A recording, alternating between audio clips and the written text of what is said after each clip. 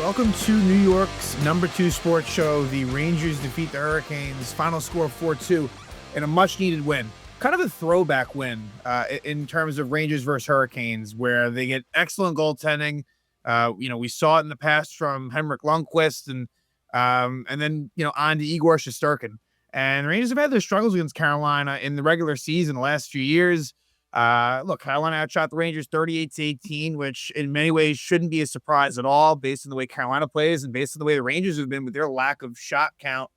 But, give the Rangers credit, right? I've been, very critical of them and didn't really make much of the St. Louis win. And I said, hey, go to Carolina. It doesn't matter how you do it. That is something. And they go to Carolina and they find a way. Wasn't pretty at all, but it's kind of a situation where the top players are able to score at key times, show some of their talent and get the job done. When you get those late goals in a period, like the Rangers did to take the lead at the end of the second, and then an early third period goal, those are really, really big. I mean, we saw it last game against St. Louis, the Rangers, where they got that goal early in the third. They do it again, like less than a minute in. They take a 2-goal lead, gives you a little bit of a cushion. It did get interesting before the end of this, but it's interesting. I feel like, if anything, the Rangers have had more success in Carolina than at home, just over the course of however long you want to go back to. Like, it feels like Carolina has really stifled the Rangers in Madison Square Garden, but every night, and that's so much very recently, but a little bit before that, when Carolina was a good team under Rod Brindamore, Rangers would find ways to pull out victories in Carolina, and it's a Thanksgiving Eve win, where last year, you go back a year ago, they also were in Carolina, and they blew a game in the midst of what became a really horrible streak. But Rangers really have to win these games if they are to have any chance. And I still above the belief this is not a playoff team, but if Rangers, they really have to win these games, and pull off surprise wins like this. It's one thing to win home against St. Louis. It's another thing to go to Carolina and beat them. So they'll hope to kind of turn this in to maybe a little bit of a streak. We'll talk about it after we're done discussing this game, as the Rangers will head to Boston for a Black Friday matinee with the Bruins, then quick turnaround Saturday afternoon game at MSG against the Lightning. So we'll discuss those. But first, let's get into some roster news with the Rangers. And the first thing that comes to mind is that Juuso Parson, and I've been talking about it, where you looked at how many times he was healthy scratch, or when he was in there, he didn't play much. Juuso Parson was waived, cleared waivers, and was sent down to Hartford. Now, part of that is a big part of it is for cap reasons, but it also says what they think about him. And I'm not going to make a huge deal about it, but it's a head-scratching move by Chris Drury. Parson didn't do a whole lot upon, his acquisition in the Ryan Lindgren, Jimmy Vesey, Colorado deal. Parson was okay, was a healthy scratch, honestly, quite a bit. It felt as if Drury was more in favor of him than Peter Laviolette. And so, in that way, I guess it made some sense. All right, maybe Laviolette's gone. This is a Drury guy. But Mike Sullivan didn't really take too much of a liking to Parson. And I think that push comes to shove, Parson, he could be dealt at some point. The problem is giving him that second year to me just didn't make sense. It's 2 years, 1.25 on the cap. It's a little too much. The cap is not. It's a little egregious. It's not so much that it's the 2 years on it. That's what's making. Otherwise, he would have been. I think if he was on a 1-year deal with that 1.25 cap hit, I'm pretty certain that he might get claimed. I do. So will we see him again in a Ranger uniform? It's not impossible, but at the same time, it's just as likely, if not more likely, that he's dealt and may not last in Hartford all that long. So there's that. The Rangers also placed Jonathan Quick on IR. Not sure what that means. I never, heard as far as his status. I'm not under the impression this is a long-term injury, but I haven't heard anything one way or the other. So Dylan Garand is the backup. I'm curious to see if he does play one of those games against Boston and Tampa. It is possible.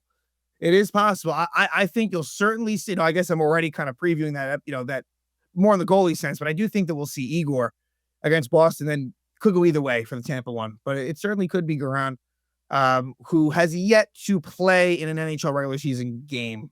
Certainly hasn't started one, if memory serves me correct. Rangers called up Connor Mackey. And it's funny with him, he just continues. Whenever he does get called up, he never ends up being in there. He always ends up kind of being the healthy scratch. And so that was the case here. And now to go on the forward side, but I think I covered up everything as far as the transactions and, who went to Hartford, who's up. Scott Morrow, is still down in Hartford. And honestly, Connor Mackey, if you're gonna have someone be a healthy scratch, Mackey makes a lot more sense. Connor Sherry was finally a healthy scratch for the first time this season. He sat out, and I would expect that to be the case again against the Bruins coming off of this win. Now look, if they lose to the Bruins, then I would not be shocked at all to see him right back in there against Tampa. But yeah, didn't expect that. And part of the reason, and the big reason why Sherry was out of lineup, was because JT Miller returned. So Will Borgen remains out. Seems like he's close, but JT Miller was back in there. And my assessment of him was not a great game from him, but not hard. Kind of looked the same as he had looked. It wasn't as if he looked hampered, but it wasn't like he looked like shot out of the cannon for having missed the last couple of games. Just kind of what it was before to me.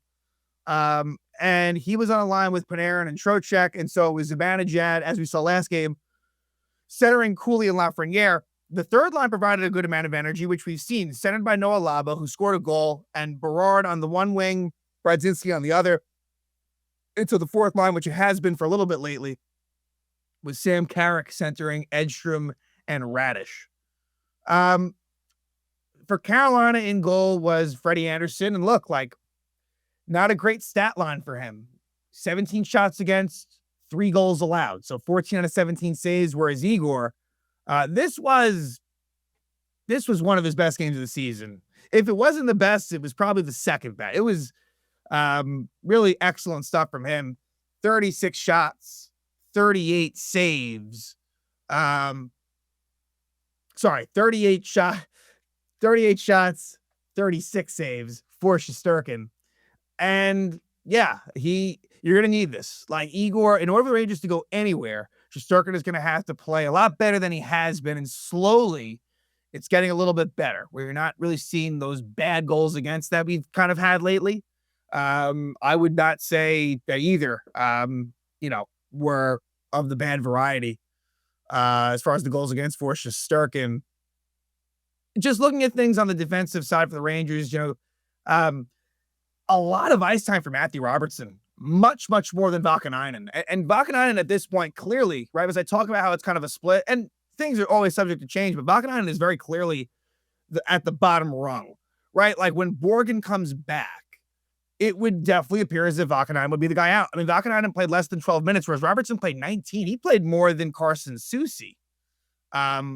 Less shifts, but more ice time. And part of that could be because maybe he was a little that's misleading, but not the Vakanainen 18 shifts compared to Robertson's 24. So clearly, Sullivan's taken some kind of liking to Robertson. I thought he was okay in this game. I wouldn't say he was bad. I wouldn't say he was great. Really, the bread and butter, the Gavrikov-Fox pair, it's so... Gavrikov played over 27 minutes in this game. He is ultra valuable to this team, and Sullivan is going to continue to work him. And maybe when Borgen comes back, you might see a little bit more of a balance. Is what I would guess. I think there's a little bit more trust in the rest of the defense at that point. But yeah, so this was a very low event start, and the shot totals on both sides were low. Rangers only had 4 shots on goal the entire period. But all in all, I wouldn't say it was a bad first period by the Rangers. I thought the first half actually was probably, the Rangers were playing pretty well. And then similar to the Vegas game, an Artemi Panarin penalty turns the tide a little bit. At 8:16, Panarin trips Sebastian Aho. You just can't have that. Now, Panarin did make up for it in this game with some offensive production, and the Rangers do kill off that penalty. The Hurricanes don't have a very good power play currently. They did score a power play goal at Madison Square Garden against the Rangers. They did eventually score a power play goal in this game. But But for Carolina, just in general, not so much to do with the power play, they have some injuries and players out. I think Jordan Staal is dealing with the flu, is I believe what it is. And Jacob Slavin, who is their top defenseman, he's been out for a while now. So Carolina's a little bit more healthy than they were at Madison Square Garden when they played each other on November 4th. But, they're not quite whole. That's for sure. And Rangers go off that penalty. And then at 16:53, the Rangers get on the board. And at that point, the Rangers had only had one shot on goal going into this, and Noah Laba scores his 4th goal of the season from Radish and Matthew Robertson. So I believe that's Matthew Robertson's first career assist.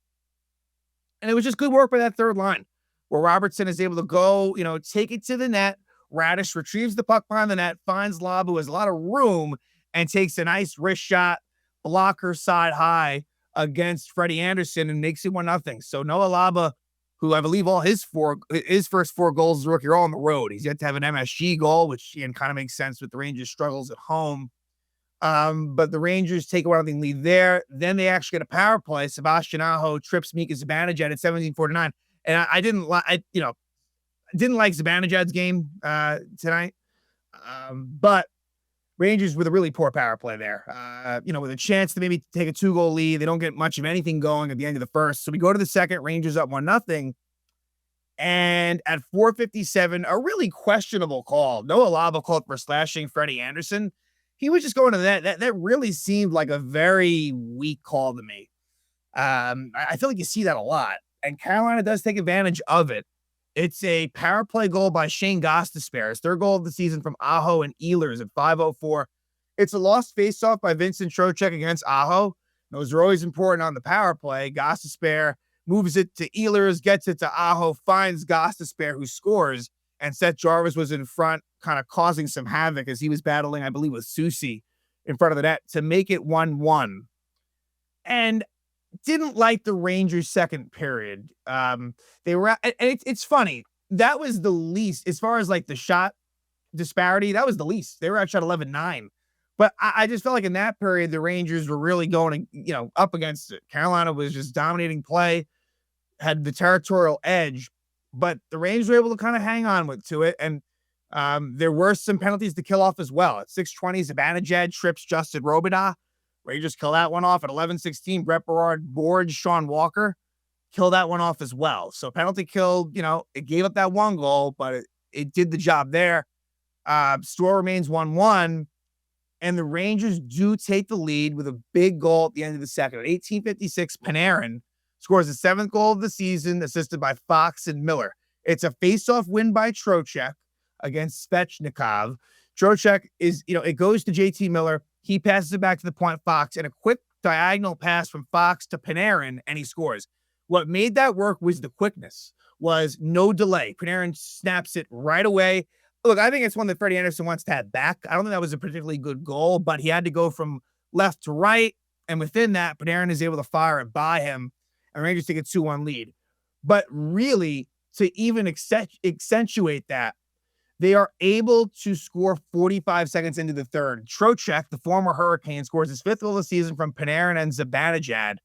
And this is a play where Panarin is able to kind of draw Hurricanes to him. Keandre Miller being one of them, which I should mention. Miller, his first game against the Rangers, he'll make his return to Madison Square Garden if he's healthy in early February. But Panarin is able to, again, draw the defenders towards him. That gives Vincent Trocheck just a little bit of space. And with that space, he's able to fire a slap shot goal past Anderson. That's big. And that's what you need, right? It's timely goals by your top 6. They were doing nothing, really, honestly, up until right before that Panarin goal to make it 2-1. It wasn't even lack of results. Like, there was just no shots on goal. The best action the Rangers were getting was the bottom 6 for sure. But, those were big goals, makes it 3-1. I thought the Rangers played pretty well, but Seth Jarvis scores his 12th goal of the season from Gostisbehere and Aho at 10:53 to cut the score to 3-2. Not a great play by Braden Steiner, where he rims it around right to Aho. And then Miller a little lazy with the stick. Panarin a little lazy with the stick. Schneider with a flyby, and it leaves Jarvis just wide open. he picks a corner and he scores past Shesterkin to make it 3-2. So not great there, but the Rangers were able to kind of dig deep. There were certain points when Carolina certainly could have tied it up. They didn't. They would eventually pull the goalie, and Will Cuylle would score the empty net goal, a 7th goal of the season unassisted at 18-17 to give the Rangers a 4-2 lead. And a good job by Zibanejad, showing some physicality and, cross-checking down Ehlers to give Cuylle some room to take the shot and score. Gave the Rangers a 4-2 lead. JT Miller would take a penalty at 18:53, roughing Taylor Hall. Miller has to keep his cool in that situation. Now, we could argue the whole situation as far as Hall hitting him and Miller retaliating, but Miller still needs to not let cooler heads have to prevail there. Even if there was wrongdoing and missed calls or, lack of calls, don't like that Miller did that. Carolina had a lot of opportunities, down 2, mind you, so it's a big difference, but Shesterkin was just up for the task. He was great, and he is able to seal the deal. Rangers win 4-2. They get their 10th road win, which, as we are recording this, is the most in the NHL, improved to 10-4-1 on the road. And overall, 12-11-2, which still is not a record requisite to making the playoffs. That's a 520 points percentage. That's not going to get it done, but it's a 2-game winning streak, and they just have to this has to build. They have to be able to run a streak to get themselves really more back in the mix. And maybe just build some real confidence. So now they will go to Boston to take on a Bruins team that just, won a game in which they were brutally outshot against the Islanders. Bruins found a way to win on Long Island. So I actually feel, with this game, where I didn't really feel good, and how could you go into this Carolina one? I think and that's how it works, right? Rangers will lose to Boston, which of course they certainly might. But I actually think that with the Bruins, and it's no disrespect to them because they've really played a very admirable, physical, annoying to play against style. But I think the Rangers can stay to their structure and just play a smart game. I think it's winnable, is all I'm saying. Bruins have been pretty good at home, though, 8-4. So it's not going to be easy, but it's one of those. I do expect that to be a close type game. Maybe it even goes into overtime. I could see that. And then the Rangers will face the red-hot Lightning. Now, the Lightning will have played as well. I believe the Lightning are playing the Red Wings around the same time as Rangers Bruins. Yes, Tampa will be in Detroit at noon Eastern, and then the Rangers will play Lightning 2:00 Saturday at MSG. Now, the Rangers beat the Lightning in Tampa, but Tampa was severely injured. Lightning are getting a little more healthy at this point, but the Lightning are playing very well. So the way I see this is, Rangers got to find a way to beat Boston and then just let the chips fall where they may against Tampa, because I think that will be a tough one. And look, the Rangers have had their struggles at home despite winning some games at home somewhat recently.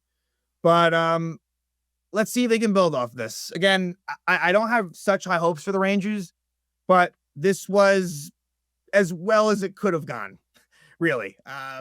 Carolina probably deserved a better fate, but at the same time, we've seen this script play out before between these two teams. It has happened. And so now you'll get the nationally televised TNT Black Friday Ranger at Bruin game. And, the Rangers will hope to extend their winning streak. They're going to need to, again, in order to kind of hang in the race. But, will be a couple of interesting Thanksgiving weekend games at Boston, home against Tampa. Will Igor play both games?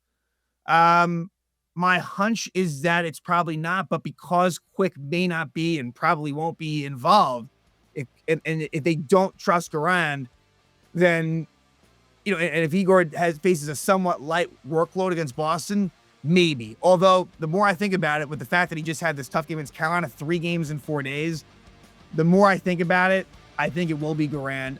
I could go either way. I think Igor gets the Boston game, and then it's probably Graham versus Tampa at home. That's just kind of my guess, but we'll see. But yeah, Rangers go to Carolina on Thanksgiving Eve and come out of there with a 4-2 victory.